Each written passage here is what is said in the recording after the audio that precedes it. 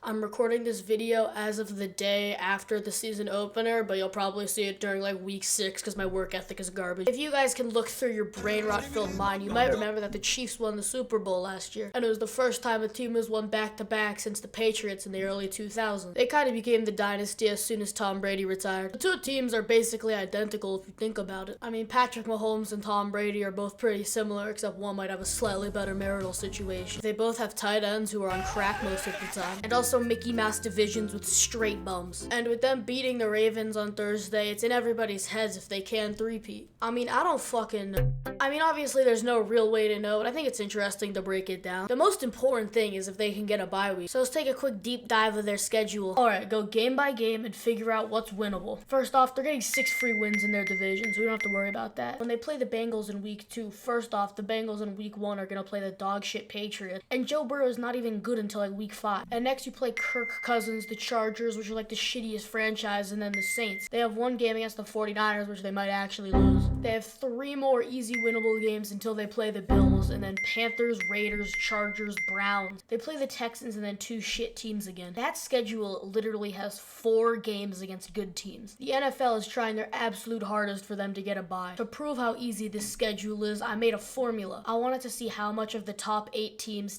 play. Teams I chose were Chiefs, 49ers, Lions, Ravens, Bengals, Bills, Texans, Packers, Eagles. I added a second layer which you get half a point for, which is Cowboys, Jets, Dolphins, Seahawks, and Falcons. After running the numbers, my take was low-key wrong. The team that has the hardest schedule according to this is the Bills, who have 8 points. Next is the Lions and 49ers, who both have 7. Texans, Ravens, Packers all had 6.5. The Chiefs had the third lowest with 5.5. Then the Bengals were next with 4.5, and the Eagles with only 4. The system I made isn't perfect, so if there's anything you disagree with, just drop a comment below, please. I'm not gonna read them, it just helps with my engagement. I think actually looking at lineups, the Chiefs are a better team than they were last year. I think that's in large part due to Kadarius Toney being banished from the NFL, but also they added a lot of faster players to the offense. I mean, last year Travis Kelce was literally the only person that could catch the ball. They picked up Hollywood Brown, who's a little bit washed, but it's still better than the other option they have. It's also hard to tell how good a receiver actually is when Kyler Murray is the one throwing to you. He was injured at the start, but I think he's starting playing in about 2 weeks. The other notable player right now is Xavier Worthy.